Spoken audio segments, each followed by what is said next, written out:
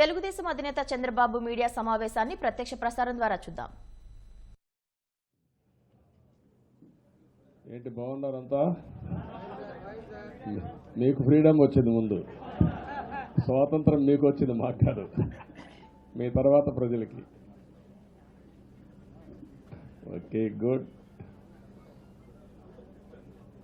మళ్ళీ ఢిల్లీకి వెళ్తున్నా. ఈరోజు వెళ్ళే మునుపు మీ అందరితో మరీ మాట్లాడకుండా పోతే ప్రజలతో మాట్లాడలేం కదా. మీతో మాట్లాడితే ప్రజలతో మాట్లాడినట్టు. ఎలక్షన్ అవుతాను, నిన్నంత బిజీగా ఉన్నాం కాబట్టి ఒక 2 నిమిషాలు మీకు చెప్పి తద్వారా ప్రజలకు చెప్పేద్దామన్న ఉద్దేశంతో ఈ కార్యక్రమానికి శ్రీకారం చుట్టాను. ముందు మీడియాకి, అదే మరి రాష్ట్ర ప్రజలందరికీ ధన్యవాదాలు. శిరస్సు వంచి నమస్కారాలు తెలియజేస్తున్నా. ఎందుకంటే నా సుదీర్ఘమైన రాజకీయ యాత్రలో ఈ 5 సంవత్సరాలు చూసిన ప్రభుత్వాన్ని నేను ఎప్పుడూ చూడలేదు. ఒక రంగం అని కాదు, ఒక వ్యవస్థని కాదు, ప్రజాస్వామ్య వ్యవస్థలన్నీ ఏ విధంగా ఇబ్బంది పడ్డాయో, ఏ విధంగా నిర్వీర్యం చేశారో మనం అన్నీ చూసాం. అయితే మా ధ్యేయం ఒకటే, ప్రజలు గెలవాలి, రాష్ట్రం నిలబడాలి. దీనికోసం ఎన్ని త్యాగాలైనా సరే చేసి మళ్ళీ భావి తరాల భవిష్యత్తు కోసం ముందుకు పోవాలని చెప్పి వెళ్ళాం. నేను చాలా ఎన్నికలు చూశాం. 10వ ఎన్నిక నిన్న. అంటే ఇన్ని ఎన్నికలు చూసినా, అంటే ఎన్నికలు చూడడమే కాకుండా ఈ ఎన్నికలన్నీ at the helm of affairs ఉండి ఎప్పటికప్పుడు సమీక్షలు కానీ ఇవన్నీ నిర్వహించడం కూడా చేశాం. రాజకీయాల్లో ఒడికిదుడుకులు సాధారణంగా ఉంటాయి. ఎవరు శాశ్వతం కాదు. దేశం శాశ్వతం, ప్రజాస్వామ్యం శాశ్వతం, రాజకీయ పార్టీలు శాశ్వతం, అధికారం అశాశ్వతం. రాజకీయ పార్టీలు కూడా సక్రమంగా ఉంటే మళ్ళీ ప్రజలు ఆదరిస్తారు. లేకపోతే రాజకీయ పార్టీలు కూడా, చాలా పార్టీలు కనుమరుగైపోయినాయి. వ్యక్తులు కనుమరుగైపోయారు, రాజకీయ పార్టీలు కనుమరుగైపోతాయి. కానీ ఇంత హిస్టారికల్ ఎలక్షన్ నేను ఎప్పుడు చూడలేదు. నా జీవితంలో చాలా ఎలక్షన్స్ ఫేస్ చేస్తే కానీ వేవ్ కనపడేది, వ్యతిరేకత కనపడేది. కానీ ఈ ఎలక్షన్లో ఎక్కడో అమెరికాలో ఉండే వ్యక్తి ఒక 5 లక్షలు 10 లక్షలు ఖర్చు పెట్టుకొని నేను రావాలి, ఓటేయాలి, రాష్ట్రం నిలబడాలి, ప్రజలు గెలవాలి అనే ఆవేదనతో వచ్చారు. ఎక్కడో పక్క రాష్ట్రాల్లో ఎక్కడో కడుపు నిండడం కోసం కూలి పనులకైనటువంటి వ్యక్తులు, పాచి పనులు చేసుకునే వ్యక్తులు సొంత డబ్బులు పెట్టుకొని నేరుగా ఇక్కడ రైల్వే స్టేషన్లో చూస్తే, బస్ స్టాండ్లో చూస్తే భోజనం కూడా ప్యాక్ చేసుకొని తీసుకొచ్చి ఇక్కడ భోంచేసి ఓటేసే పరిస్థితికి వచ్చారు. ఈ కమిట్మెంట్ని ఏ విధంగా వర్ణించాలో నాకైతే అర్థం కాదు. ఏ విధంగా వాళ్ళని అభినందించాలో కూడా అర్థం కాని పరిస్థితి. అనేక ఎన్నికల్లో అనేక అనుభూతులు చూశాం. కానీ మేము అన్ని ఎన్నికల కంటే ఇది ఒక తెలుగుదేశం పార్టీ చరిత్రలో, ఆంధ్రప్రదేశ్ రాష్ట్ర ప్రజల చరిత్రలో సువర్ణాక్షరాలతో లిఖించదగ్గ ఎన్నిక. ఇది ఒక హిస్టారికల్ ఎన్నిక. ఆగస్టు క్రైసిస్ తర్వాత, ఎన్టీ రామారావు గారు పార్టీ పెట్టిన తర్వాత 83లో మేము గెలిచాం. అప్పుడు 200 సీట్లు వచ్చాయి. కొత్తగా పార్టీ పెడతానే ఎన్నికలకు వెళ్ళి 9 నెలలు అధికారంలోకి వస్తే 200 సీట్లు వచ్చాయి. 94లో మీరు ఒక్కసారి చూస్తే ప్రజా వ్యతిరేకం వల్ల 3 ముఖ్యమంత్రులు మారడం వల్ల ఆ రోజు మీరు ఎన్నికలు చూస్తే దగ్గర అపోజిషన్ పార్టీకి రిక్వైర్డ్ నెంబర్, అంటే అపోజిషన్ లీడర్గా వచ్చే స్టేటస్ రాకుండా వచ్చాయి. అవన్నిటిని వర్పించే విధంగా ఈసారి ఊహించని విధంగా వచ్చింది. అంటే దానికి కారణాలు నేను ఎక్కువ చెప్పక్కర్లేదు, అనుభవించిన ప్రజలకి అర్థమవుతుంది. ఎప్పుడైనా సరే ప్రజాస్వామ్యంలో ప్రాథమిక హక్కు మాట్లాడే స్వేచ్ఛ. ఆ స్వేచ్ఛనే కోల్పోవాల్సి వచ్చింది. అదే కాదు, బ్రతికే స్వేచ్ఛ, ఆస్తులు పెట్టుకునే స్వేచ్ఛ, ఇవన్నీ కోల్పోయే పరిస్థితి వచ్చింది. అందుకే మీరు చూస్తే మొన్న ఎలక్షన్లో సరే ఏ విధంగా మేమందరం కలిసాం అవన్నీ మాకంటే ముందు మీకే తెలుసు. కలిసినప్పుడు ఎవ్రీ ఈవెంట్ ఇవి వేదిక నుంచే ప్రారంభించాం, అక్కడి నుంచి ముందుకెళ్ళాం. ఆ రోజు చెప్పాం, ఈరోజు ఒకటి చెప్తున్నాం. మా ఆలోచన ప్రజలు గెలవాలి, రాష్ట్రం నిలబడాలి, అంతవరకు సాధించగలిగాం. 55.38% ఓట్లు పడ్డాయి. దీంట్లో తెలుగుదేశానికి 45.60% పడ్డాయి, వైసీపీకి 39.37% పడ్డాయి. ఇది ఊహించినటువంటి ఒక్కొక్కసారి 95,000 మెజారిటీ. ఒకప్పుడు నేను చార్మినార్ ఎగ్జాంపుల్ చెప్పేవాడిని. చార్మినార్ అంటే అక్కడ ఎంఐఎం కంచుకోట, అక్కడ ఎప్పుడు ఎక్కువ ఓట్లు వచ్చేటివి. ఆ తర్వాత కుప్పం, సిద్దిపేట పోటీ పడేటి రెండో స్థానానికి. అప్పుడు కూడా 70,000, 80,000, 50,000 కాడ ఆగిపోయేవాళ్ళం. ఈసారి 95,000, 94,000, మళ్ళా 92,000, 91,000. మంగళగిరి లాంటి కాన్స్టిట్యున్సీలు 91,000 మెజారిటీ. ఏ విధంగా అభివర్ణించాలో నాకైతే అర్థం కాదనమాట. అంత ఇదెళ్ళిపోయినాయి. ఇవన్నీ చూసిన తర్వాత ప్రజలు ఇచ్చిన తీర్పు మీరు చూస్తే అహంకారం, నియంతృత్వం, విచ్చలవిడితనం, ఏదంటే అది చేస్తాననుకుంటే ప్రజలు క్షమించే పరిస్థితులు లేరు. అదే ఈరోజు నిరూపించే పరిస్థితికి వచ్చారు. ఒక మాటలో చెప్పాలంటే ఈసారి వీళ్ళు చేసింది గుణపాఠం పాలకులకు కాదు, అవినీతి అహంకారంతో ముందుకు పోయి ఎలాంటి ధ్వంసకారులకైనా ఇదే జరుగుతుందని నిరూపించారు ప్రజలు. దానికి మనస్ఫూర్తిగా అభినందిస్తున్నా. అదే సమయంలో 5 సంవత్సరాలు మా కార్యకర్తల పడిన ఇబ్బందులు, చాలామంది స్లీప్లెస్ నైట్స్, కంటి నిండా నిద్రపోని పరిస్థితి. అక్కడి నుంచి నేను చూస్తే చాలా కడాన మనిషిని హింస పెడుతూ, నువ్వు ప్రాణంతో బతకాలంటే జై జగన్ అనమంటే జై తెలుగుదేశం, జై చంద్రబాబుని ప్రాణాలు సందర్భం. చంద్రయ్య ఇది తలుచుకుంటే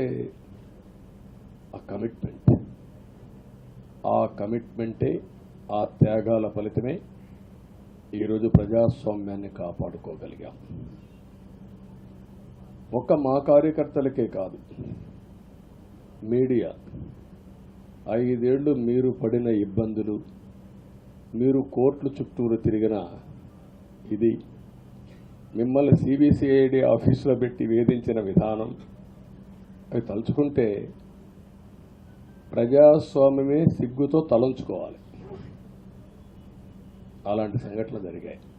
మేనేజ్మెంట్ని ఒకరినని కాదు, ఎవరినైనా పట్టుకురావచ్చు, ఏదైనా చేయొచ్చు అనే ధీమా వచ్చేసి ఇష్టానుసారంగా ప్రవర్తించే పరిస్థితికి వచ్చారు.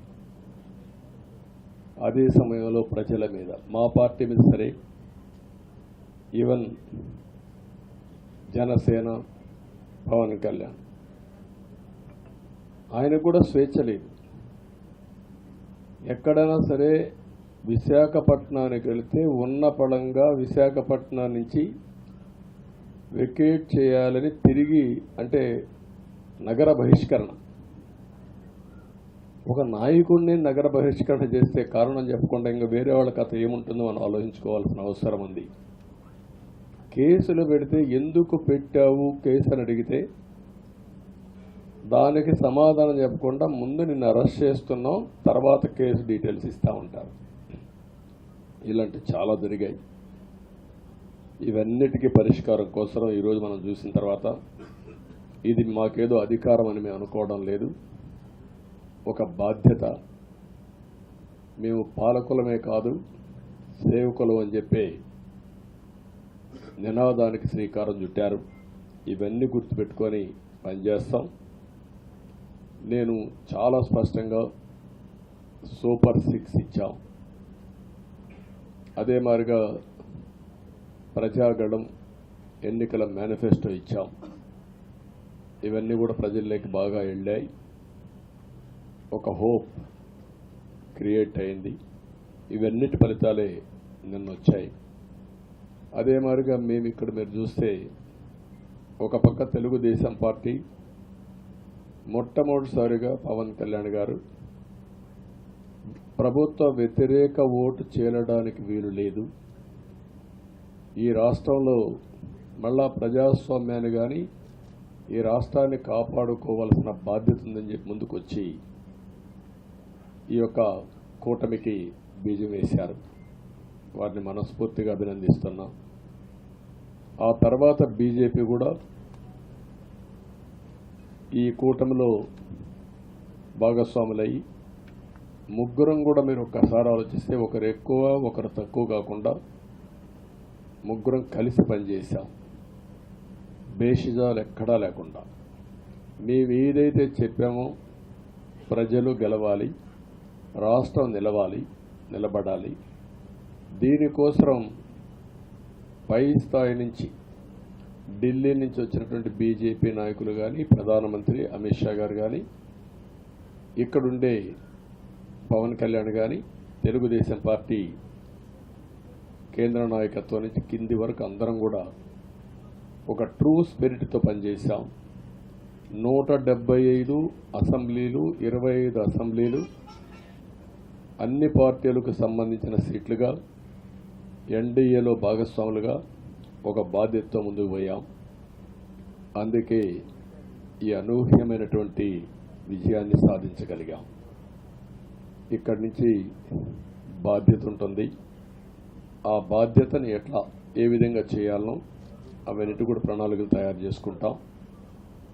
అంటే ఈ 5 సంవత్సరాలు జరిగిన విధ్వంసం మీరు ఒకసారి చూసిన తర్వాత ఇది ఒక 30 సంవత్సరాలకు ఎంత డ్యామేజ్ చేయాలనో అంత డ్యామేజ్ జరిగింది. వ్యవస్థలు విధ్వంసమయ్యాయి. మొత్తం ఎకానమీ కుప్పగూలిపోయింది. అప్పులైతే ఎంత చేశారో ఇంకా లోతు పోతే తప్ప మనకు తెలియదు, ఎక్కడెక్కడ చేశారో ఏమేం చేశారో తెలియదు. ఇంకొక పక్క ఎక్కడికక్కడ సహజ సంపద, ఒక శాండ్ కావచ్చు, మినరల్ వెల్త్ కావచ్చు, లేకపోతే ఏదంటే అది ఇంకా మాకు అడ్డే లేదు, ఏమైనా చేయగలుగుతాం, ఎవరైనా అడ్డొస్తే తొలగించుకుంటా పోతామనే ధీమాతో ముందుకు పోయారు. కొంతమంది భయపడి రాలేకపోయారు, ఎదిరించలేకపోయారు. నా కళ్ళ ముందర ఒక రైతు చూస్తే ఆ పొలం పక్క నుండి ఇసుక తీసేస్తే అక్కడ భూగర్భ జలాలు ఉండవు, వ్యవసాయానికి నీళ్లు కూడా కొరత వస్తుంది, పక్క నుండే పొలాల్లో కూడా నీళ్లు ఉండవు. కానీ మాట్లాడే సాహసం చేయలేకపోయాడు. ఆయన కళ్ళ ముందర ఆయన పొలంలో మట్టి తీసుకుపోతూ ఉంటే ఎదిరించలేని నిస్సహాయ స్థితికి వచ్చాడు. మా వాళ్ళు పోతే హౌస్ అరెస్టులు చేశారు. ఇవన్నీ చెప్పుకుంటూ పోతే ఒకటి కాదు, చాలా జరిగాయి. అవన్నీ కూడా ఏ విధంగా చేయాలనో చేస్తూనే మళ్ళీ వ్యవస్థలన్నీ కూడా పునరుద్ధరించాల్సిన బాధ్యత ఉంది. అదే మరిగా మాకు ఒక 4-5 రోజులు ఇవన్నీ చూసిన తర్వాత డెప్త్కి పోయిన తర్వాత మీరు పేపర్లో రాసినట్టు కానీ మేము మాట్లాడినట్టు కానీ ఒక లెవెల్లో ఆగిపోయినాయని నా ఉద్దేశం. ఎందుకంటే నేను రాజకీయాలు 40 ఏళ్ళు చూశాను. ప్రభుత్వాలను మేము అధికారం ఉన్నప్పుడు చూశాను, బాగు చేసి మళ్ళా అపోజిషన్కి వస్తానే వీళ్ళు నాశనం చేస్తే మళ్ళీ నేను అధికారంలోకి వస్తానే దాన్ని బాగు చేయాలంటే ఎన్ని కష్టాలు ఉన్నాయో నేను చూశాను. ఒకప్పుడు పవర్ సెక్టర్ మీరు చూస్తే కరెంట్ ఎప్పుడు వస్తుందో ఎప్పుడు పోతుందో తెలియని పరిస్థితి నుంచి హైదరాబాద్లో విద్యుత్ సౌధ దగ్గర రాఘవరెడ్డి ఉండేవాడు, కమ్యూనిస్ట్ లీడర్. నల్గొండ నుంచి రైతులు తీసుకొచ్చి సమ్మర్ వస్తే అసెంబ్లీ ఏప్రిల్లో ఉంటే గొడవలు సగం టైం మేము కరెంటు కొరత పైనే చర్చించేవాళ్ళం. That were the days. అలాంటిది నేను 1999 నుంచి పవర్ సెక్టర్ రిఫార్మ్స్ తీసుకొచ్చి 2004కి సర్ప్లస్ బాధ్యతతో క్వాలిటీ పవర్ ఇవ్వడం మొదలుపెట్టాం.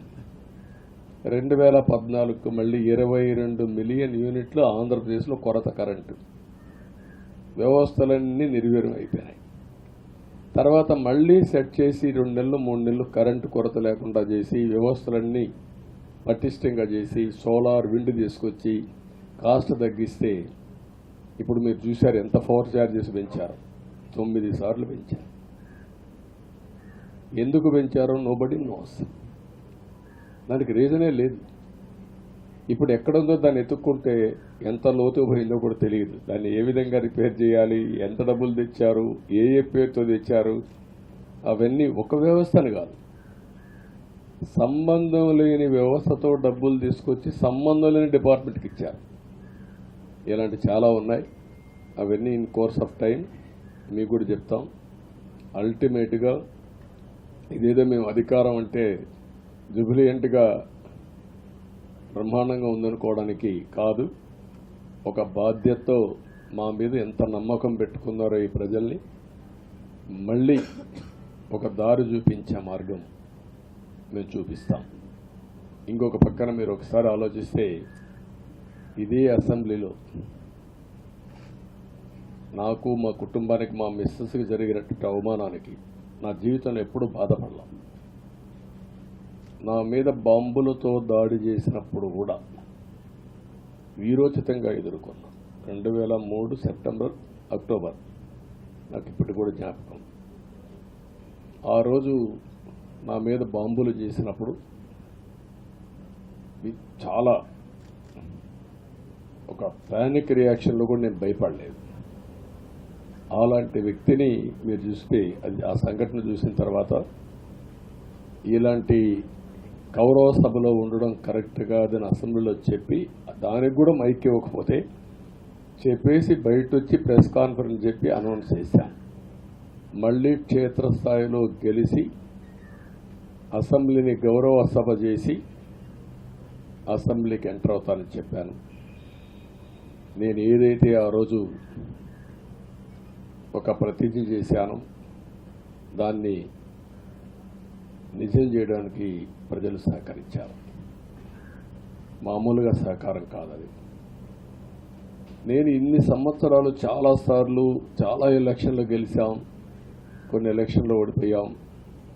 ఎలక్షన్లో ఓడిపోయినప్పుడు నేను ఎప్పుడూ కుంగిపోలేదు. ఎలక్షన్లో గెలిచిన తర్వాత గంతులేయలేదు.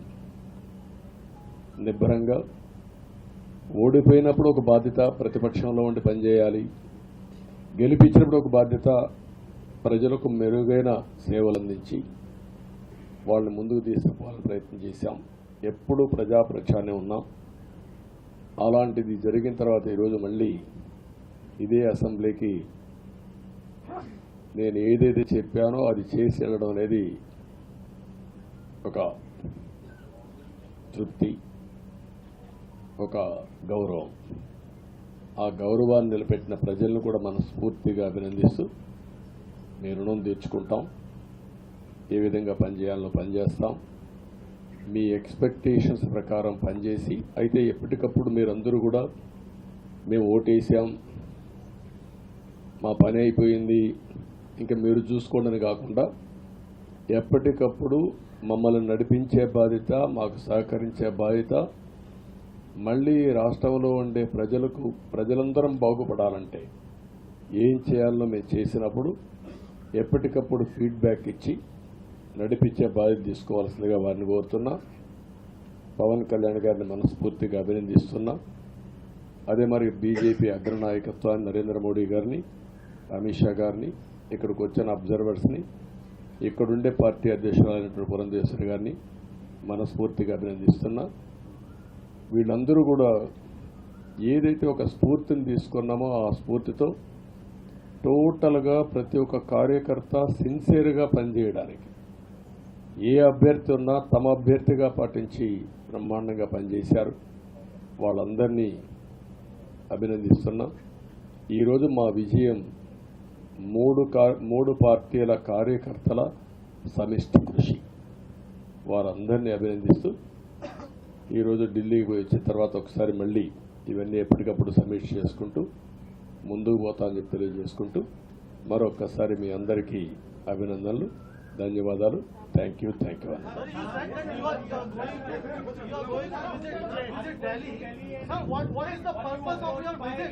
What is the purpose of your visit? Because Uddhav don't bother. Sir, Uddhav No, hear me I say. You are very loud. You want news always. I am also experienced. I have seen so many political changes in this country. We are in NDA. I am going for NDA meeting. In course of time, anything, we will report to you. Thank you.